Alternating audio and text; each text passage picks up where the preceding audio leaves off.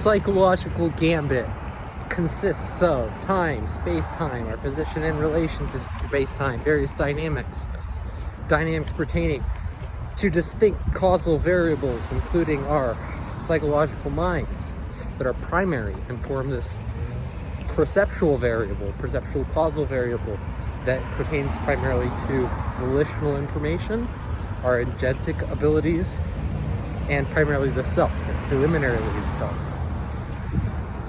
And then there's behavioral aspects that are also causal and have more of these unconscious aspects to them and relate to other operational processes involved in agency and also have volitional control to them, but which tend to be more implicit and less direct to the self, where the self is preliminary and involves information processing, and must be so because what is consciousness? What is the soul? What are we referring to when we're talking about when we're doing anything or experiencing or engaging in anything? We're talking about a set of information processes that are always ongoing and concurrent and operational and functional to some degree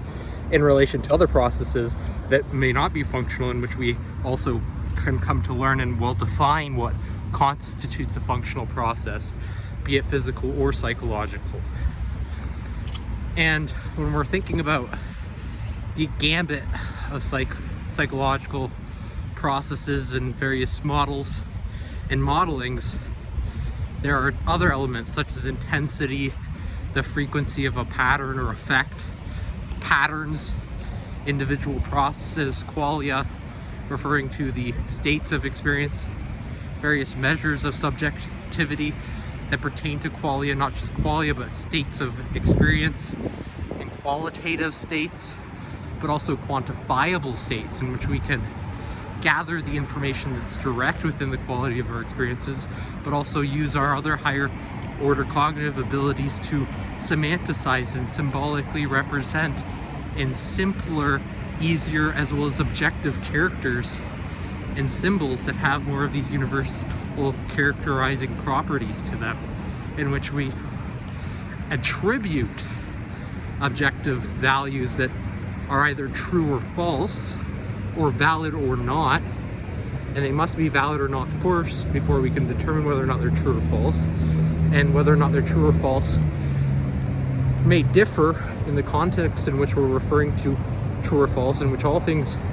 must be true or false, but pertain to a domain-specific context. So that could fall within the meaningful category of subjective truths, or it could fall within the psychological category, also pertaining to subjective truths, but also objective truths, and what's deemed dysfunctional, useful, but also objectively and physically true, that's different and distinct from the functional aspects and pertains more to material elements and dynamics of the surroundings. That another important factor and essential to psychology involves awareness, and particularly a wakeful awareness. And we can think about this as enlightenment awareness or enlightenment thought, in terms of thinking and being aware of that thought process, and it pertaining particularly to what is true, known, anticipatory truths that are known and which are useful, pragmatic, and confer typically an optimal or positive benefit onto individuals through that knowledge, which enables a set of more functional behaviors and perceptions in association with the alignment of what's actually the case and operational, and the constitutions of those in the contexts in which they are validated, and apply in strictly those validated contexts and situated situations. And that's another domain of specific concern and interest in psychology, is situations, conditions, specific factors, and specified variables, as well as also particularized processes that are unique to individuals and individual differences, and also pertain to the primary and preliminary elements of subjective experience, and also are preliminary for philosophizing in terms of directing its course, and also being able to develop a deeper sense of know thyself in regards to understanding and truly understanding the self, and how the individual differences that are unique to us operate, work, their functionality, knowing it from the inside rather than the outside, and to also embody it but understand it on that emotional level that directly regards our self-intelligence and our ways of knowing that are independent from others, and which we can also exemplify, and which is typically obvious when demonstrated through often things like intellectual prowess or virtue expressions of what typically tends to invoke in others positive responses, or amazement, or surprise,